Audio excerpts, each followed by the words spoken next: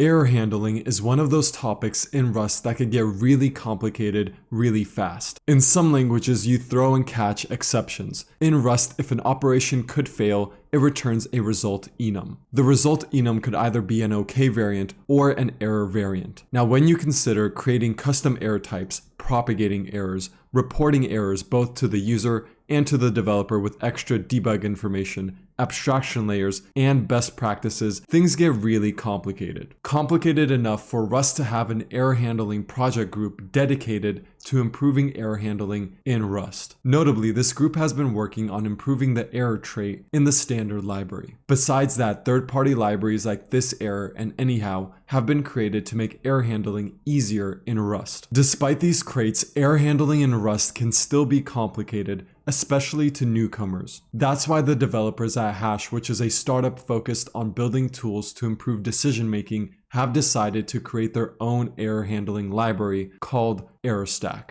In a blog post announcing ErrorStack, the developers at Hash explain what their error handling approach used to be and why they created ErrorStack. They used to define custom error types as large top-level enums at the module or crate level with many different variants. When crossing boundaries, they would transform one error to another using the from trait. And they also took advantage of the this error crate to help reduce boilerplate. However, this approach led to error messages that weren't very helpful. As you can see from this example, the error messages had very little context. Defining custom error types as enums with many variants also introduced overhead that hurt them in periods of rapid development. Because of these pain points and others, they decided to create an error handling library. Now, error handling libraries like thiserror and anyhow already exist, so what makes ErrorStack different? The developers at Hash wanted to create an error handling library with a few key features. First of all, they wanted to encourage users to provide a new error type when crossing module or crate boundaries or when changing levels of abstraction. For example, returning a config parse error when parsing a configuration file versus returning an IO error when reading a file from disk. And they wanted this to be possible without needing many implementations of the from trait. Additionally, they wanted the ability to attach any data to an error without a lot of configuration. With these features in mind, they created ErrorStack. ErrorStack centers around the idea of taking a base error and building it up as it gets propagated. They call this base error a report. A report is organized as a stack of frames, where each frame contains either a context or an attachment. The context is a high-level description of the error. This is typically going to be a type that implements the error trait. Attachments are extra information you can add. They could be string-like types or arbitrary data types. The caveat is arbitrary types are added using the provider API, which requires a nightly version of the Rust compiler. The report is able to iterate through its frame stack from most recent to the root cause, producing an easy-to-read error message. Now that we have a theoretical understanding of ErrorStack, let's take a code example and add error handling with ErrorStack. In the following example, we have a CLI program which takes a name as input and returns credit card information from some sort of persisted storage. The persisted storage could be a database, a file, but for simplicity in this example, it's simply a hash map. In this hash map, the keys are names and the values are credit card information stored as a string of 4 numbers. The credit card number, the expiration month, the expiration year, and the CVV. Let's see how this program works by getting the credit card information for Amy.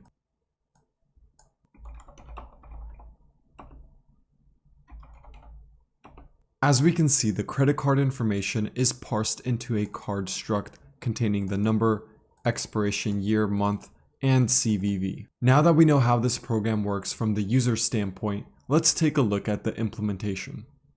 First, we see a hash map of names and credit card information stored in the variable credit cards. Our program then prompts the user to enter a name and stores it in a variable called name. Then we call the function getCreditCardInfo, passing in the credit card hash map and the name. This function returns a card struct, which we then print. Let's take a closer look at this function. Inside the function body, we first get the credit card information from the credit card hash map. Then we pass that information into the parseCard function, which returns a card struct, and then we simply return the card. Let's take a look at the parseCard function. Inside parseCard, we call parseCard numbers, which takes the string and converts it into a vector of integers. Once we have a vector of integers, we simply call the pop method to get the CVV, year, month, and number, and then use those variables to construct a new card instance. The card struct has three fields: number, expiration, and CVV. Expiration is an instance of the expiration struct, which stores the year and month. Let's take a closer look at the parseCard numbers function. Inside this function, we take the card string and split it by the space character. Then we turn that into a vector. Next, we map over each substring and turn it into an unsigned 32-bit integer. Finally, we call collect to turn the iterator into a result type containing a vector of unsigned 32-bit integers or an error which we ignore. Now, as we saw before, with the correct input, this program works. However, we're not doing any error handling. Instead, we're calling unwrap everywhere, which means our program will panic if we get the error variant. Let's see what happens if we give our program invalid input. First, we'll try to enter an invalid name. As we can see, our program panicked because we called unwrap on an optional type whose variant was none. This message is not really helpful. We have no idea why the optional value was none. Let's look at another error scenario. This time we'll see what happens when an entry in our hash map has payment information that's missing a CVV number. For the Tim entry, we'll simply delete CVV and then run our program again and pass in Tim as the name. Again, we get the same error message. We tried to unwrap an optional, but the variant was none, even though it's a different error case. Lastly, we'll try a third error scenario where one of the entries in the hash map has payment information that's malformed. To do that, we'll modify Bob's entry to change the expiration month from a number to a string. Then we'll run the program again and enter Bob as the name.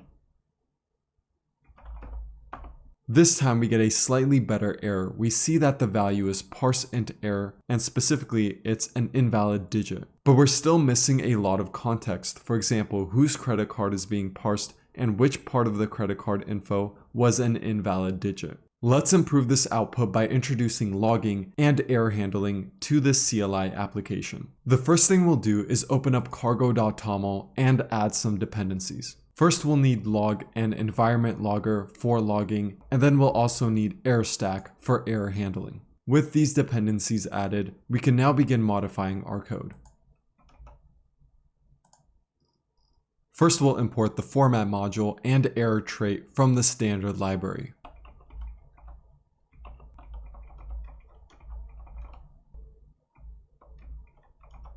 Then we'll import a few things from error stack.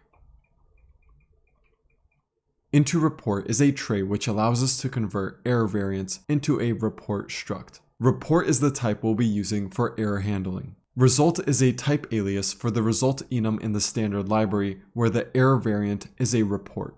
And result extension is a trait for result which will allow us to provide context information on reports. With those types imported, the next thing we'll do is add error handling to the parseCard numbers function. First, we'll create a custom error type for parsing errors. We'll create a struct called parsePaymentInfoError.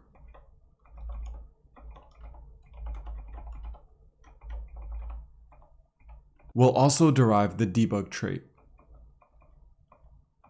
and implement the display trait.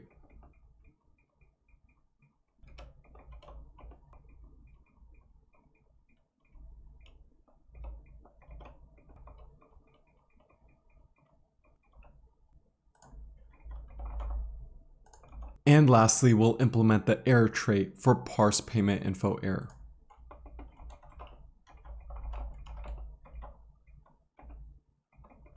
Now that we have a custom error type for parsing errors, let's update parseCard numbers. Instead of returning a vector, we'll return a result which will either be a vector of integers or a parsePaymentInfoError.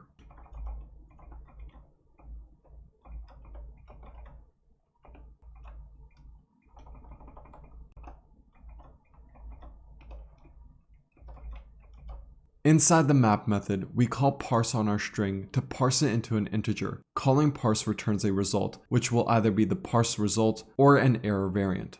Let's call the report method to turn that error variant into a report.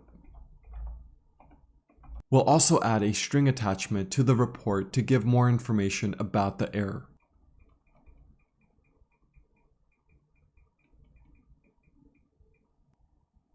We call the attach printable lazy method to lazily add a new printable attachment, which will print out the specific substring that could not be parsed as an unsigned 32-bit integer. Next, we'll remove this unwrap and add a question mark to propagate any errors. We get a compile time error here, and that's because the function signature expects the error returned to be a parse payment info error. But when we parse our substrings on line 22, the error parse returns is a parse int error. We then create a report on line 23 with the context set to parse int error. So we need a way to transform this parse int error into a parse payments info error. Now without error stack, you might do this by implementing the from trait. But with error stack, all we have to do is change the context. To do that, after collect, we'll simply call change context and pass in parse payment info error.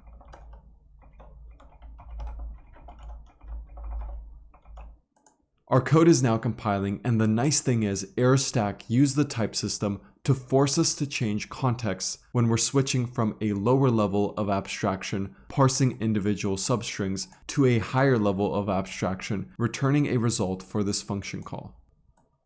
The last thing we'll do is add another printable attachment after changing contexts.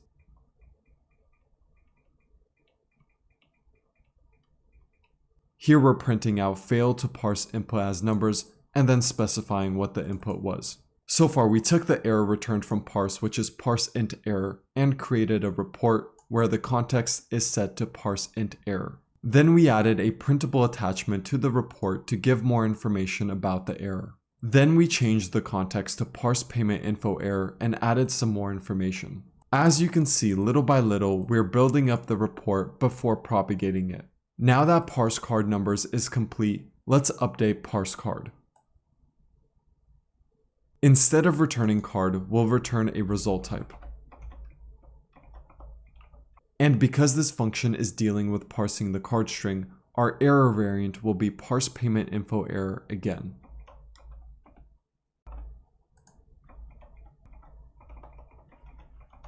We can then add a question mark to the end of parse card numbers to propagate the error variant. In this case, we did not have to switch context because parse card numbers and parse card have the same context, parse payment info error. This makes sense because both functions are at a similar level of abstraction. Currently, we're calling the pop method 4 times on our vector of integers because we expect there to be 4 integers. However, we're not checking for that, so let's create a check.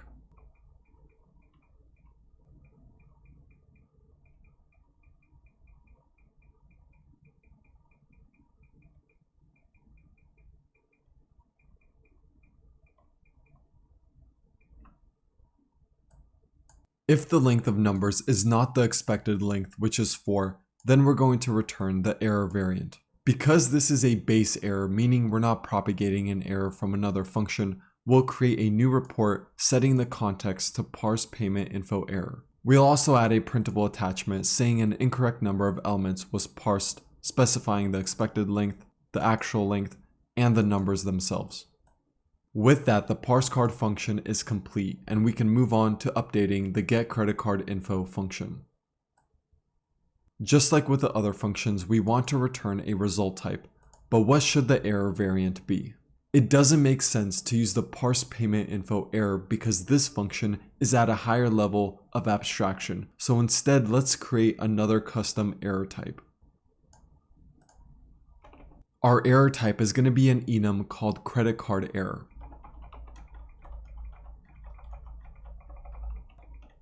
And it will have 2 variants, invalid input and other.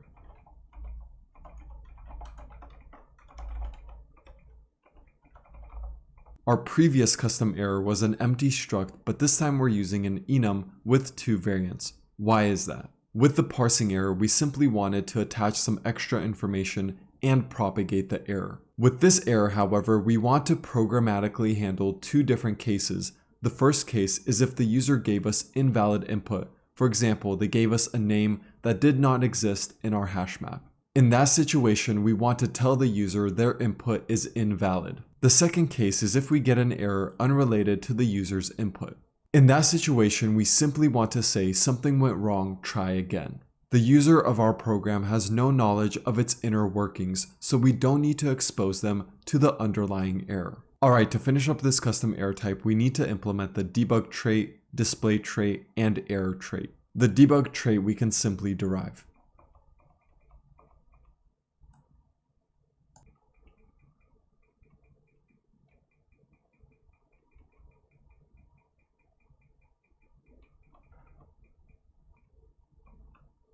For the display trait, we'll simply print out credit card error could not retrieve credit card. Alright, now that we got all three traits implemented, let's update get credit card info. First, we'll change the return type to a result.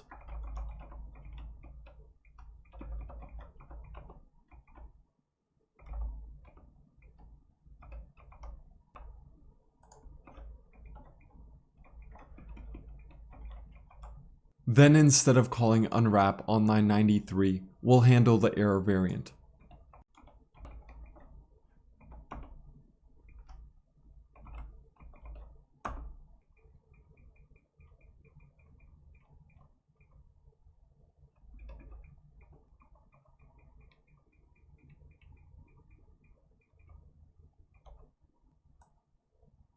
Calling the get method on a hash map returns an optional. We then call OK or else to map that optional to a result type. If the optional is the sum variant, then it gets turned into an OK variant, and if it's a none variant, then this closure gets called. Inside this closure, we create a message string saying no credit card was found for the given name. We then return a new report with a context set to the invalid input variant of credit card error. The invalid input variant contains the message, and we also attach the message to the report. Next, let's focus on line 99 where we call parse card. If parse card returns an error, we want to propagate that error. To do that, we can add a question mark at the end of the call. We'll also need to change the context because parse card returns parse payment info error as the error variant, and our function returns credit card error as the error variant.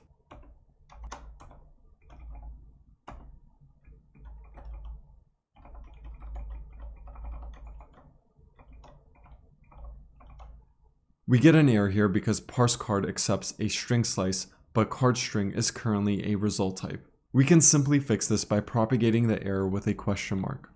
The last thing we'll do is add a printable attachment after we change contexts on line 100. Notice that the context is the other variant of credit card error, and we include some extra information about the error as an attachment. Specifically, we'll print out whose credit card could not be parsed. With that, the get credit card info function is complete, and the last function we need to update is main. Get credit card info can potentially return a credit card error. In this case, we want to handle that error programmatically. To do that, we'll match against result.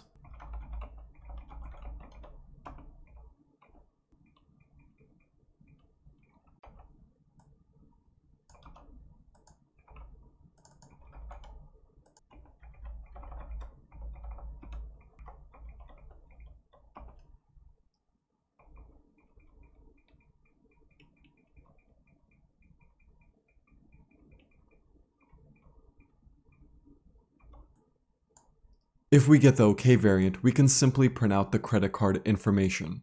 If we get the error variant, then we take the report and match against the current context or current error by calling current context. If it's the invalid input variant of credit card error, then we simply print out the message stored inside the variant. And if it's the other variant, then we'll print out something went wrong, try again. Again, users don't know the internal implementation of our program, so this is all the information they need. However, as a developer debugging this program, you want a comprehensive report of the error. To get that information, let's go ahead and log this report. We'll be logging the report at the error level. And the last thing we need to do is initialize environment logger at the top of main.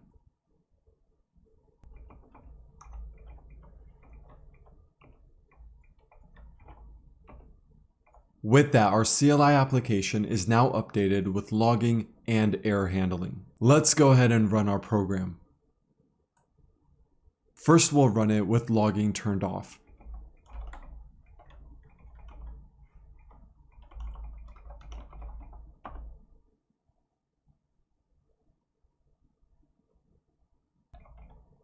If we enter Amy, we get Amy's credit card information as expected. Next, let's try entering an invalid name. We get a message saying no credit card was found for invalid, as expected. Next, let's try getting credit card information for Tim, which should not work because his payment information is missing the CVV. As expected, we simply get a message saying something went wrong, try again. This message is appropriate for users, but if you're a developer debugging the program, you want more information about the error. To get more information, we can simply change rustlog to error. Let's set rustlog to error and try entering an invalid name.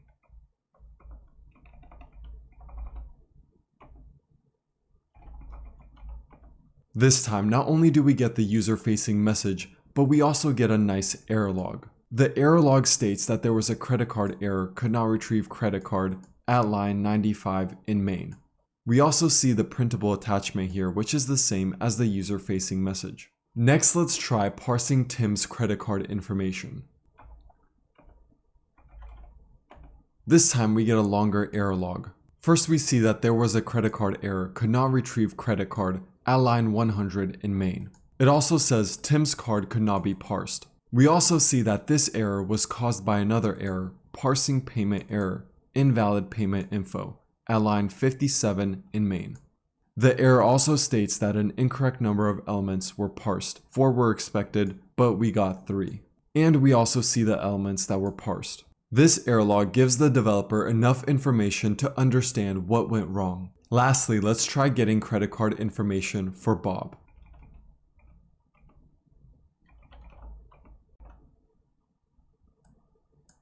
Again, we see a credit card error caused by invalid payment info, but this time it's not caused by an incorrect number of elements. The error states, failed to parse input as numbers. We also see the input and clearly one of them is not a number. If we look at the underlying error, it states invalid digit found in string. DEC could not be parsed as an unsigned 32-bit integer. This error log is great. It tells the developer exactly what went wrong. So as you can see, error stack greatly simplifies error handling in Rust. If you want access to the code, I'll have a link in the description. That's it for this video, but before you go, make sure to get your free Rust cheat sheet by heading over to letsgetrusty.com/cheat sheet. Also, let me know if you want to see more videos on error handling by leaving a comment down below. With that said, I'll see you in the next one.